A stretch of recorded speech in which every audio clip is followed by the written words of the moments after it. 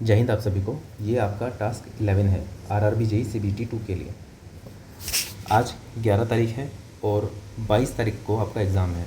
मान के चल सकते हैं कि 20 तारीख तक आप बहुत अच्छे से पढ़ाई करोगे। एक दिन हम मान सकते हैं, एक दो दिन आपका ट्रैवल में भी लग जाएगा। तो ओवरऑल 20 तारीख तक आपको बहुत अच्छे से पढ़ाई करनी है। ये 11 से 20 तारीख तक का टाइम बहुत कम है, लेकिन वो इतना कम भी नहीं है कि आपका सिलेक्शन जो नहीं होने वाला है उसको होने में ना चेंज करा दे।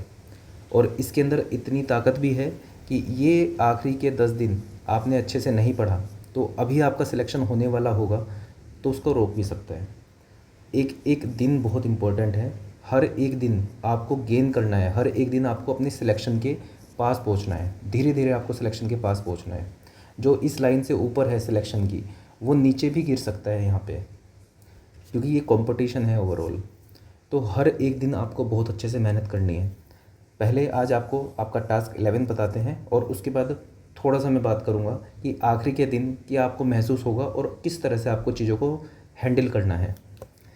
तो आज आपको soil, highway, irrigation, bridge and tunnel engineering, इस पे ज़्यादा ध्यान नहीं देना है आपको। बस थोड़े PYQ देख लेना, छोटे छोटे।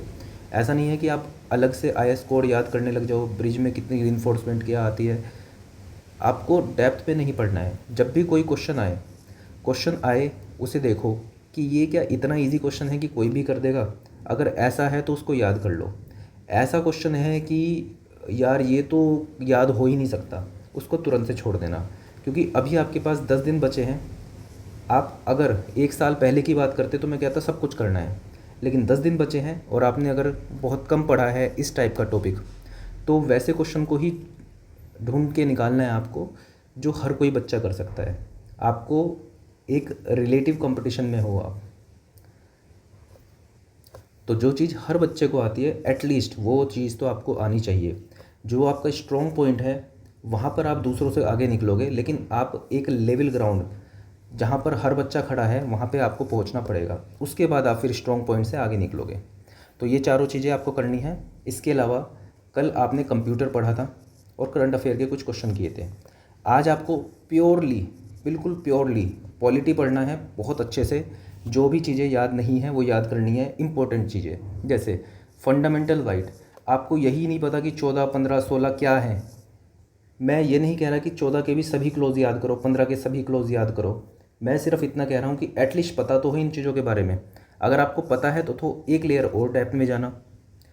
Fundamental rights, DPSP, centre, state, सब चीज़ें नहीं करनी है, लेकिन जो चीज़ बेसिक है वो चीज़ आपको ज़रूर करनी पड़ेगी।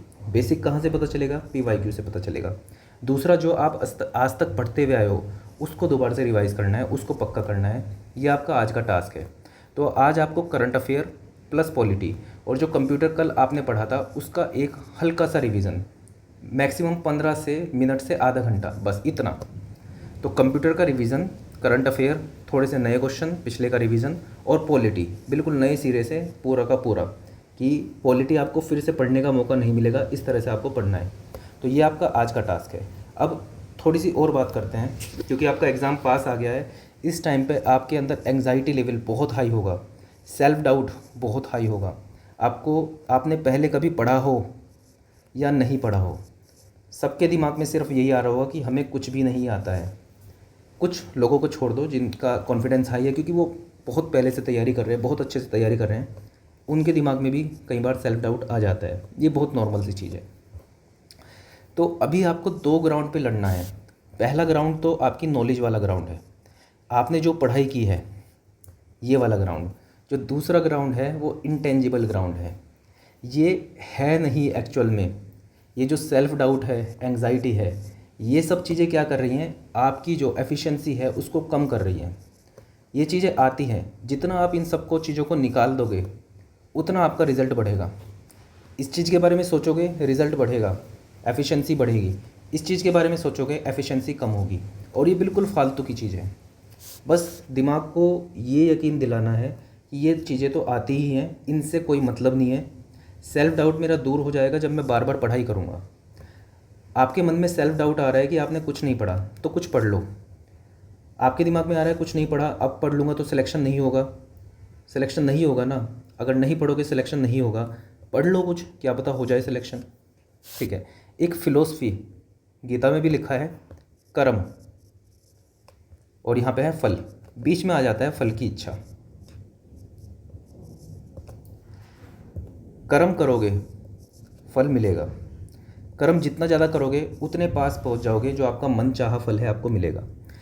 यहाँ पे दिक्कत आ जाती है, ये जो फल की इच्छा जितनी ज़्यादा करोगे फल मिलना उतना ही मुश्किल हो जाएगा। क्यों? क्योंकि अल्टीमेटली ये इम्पैक्ट करेगा हमारे कर्म को। हमारे कर्म करने की इंटेंसिटी कम हो जाती है फल की इच्छा रखने से। इसलिए बोला गया है कर्म कर, फल की इच्छा ना कर। ये प्रैक्टिकली आप प्रूव हो जाएगा। बाकी फिलोसफी जो भी कहते हो, मैं अपने प्रैक्टिकल एक्सपीरियंस से बता रहा हूँ। जितनी ज़्यादा फल की इच्छा रखोगे आपका कर्म अफेक्ट होगा, और कर्म से ही आपको फल मिलेगा। तो ध्यान रखना है, फल की इच्छा पे ध्यान नहीं देना है, सिर्फ कर्म पे ध्यान दो। सेल्फ डाउट आए कर्म करो, एंग्जाइटी आए कर्म करो, हर दिन पढ़ो, रोज़ पढ़ो, बहुत अच्छी एफिशिएंसी से पढ़ो। फल की इच्छा है छोड़ो, इसको कर्म करो। बस इतना सा काम का आपको करना है, ये चीज़ छूट जाएगी। देखो अब आपको लगेगा कि यार ये कहने वाली बात है, फल की इच्छा कौन नहीं करता होगा। तो ये मान के चलो कि नॉर्मल पर्सन के अंदर ये चीज़ है, फल की इच्छा करता है वो। आप भी नॉर्मल पर्सन हो, आप भी करोगे। और ये इतना मुश्किल है कि इससे कोई नहीं बच सकता। जब आपने ये एक्सेप्ट कर लिया कि बहुत मुश्किल है, नहीं बचा जा सकता इससे, तो बस आपको ये सोचना है कि मैं एक नॉर्मल पर्सन से अगर ऊपर उठना चाहता हूँ तो मुझे इससे ऊपर उठना पड़ेगा। आप कहोगे कि ये मुश्किल है, नॉर्मल पर्सन के लिए मुश्किल है। अगर आपको एक्स्ट्रा ऑर्डिनरी बनना है, सिलेक्शन लेना है, तो इससे ऊपर उठना पड़ेगा।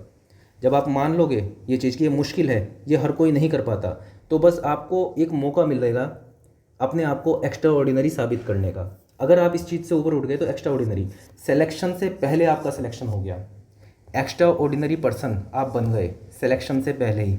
अगर आप इन चीज़ों से ऊपर उठ गए, आपको इससे निकल के सिर्फ और सिर्फ कर्म पे ध्यान देना है। अगर ये आपने कर लिया, फल मिलेगा, 100% मिलेगा। सिर्फ कर्म पे ध्यान देना है। तो ये बाकी के 10 दिन सिर्फ फल की इच्छा में निकाल दोगे, कर्म नहीं कर पाओगे, फल नहीं मिलेगा। कर्म की इच्छा छोड़ दोगे, सिर्फ कर्म पे ध्यान दोगे, फल मिलने के चांसेस बहुत बहुत बहुत हाई हो जाएंगे, 100% के बराबर ही हो जाएंगे। तो ये थी आज की वीडियो।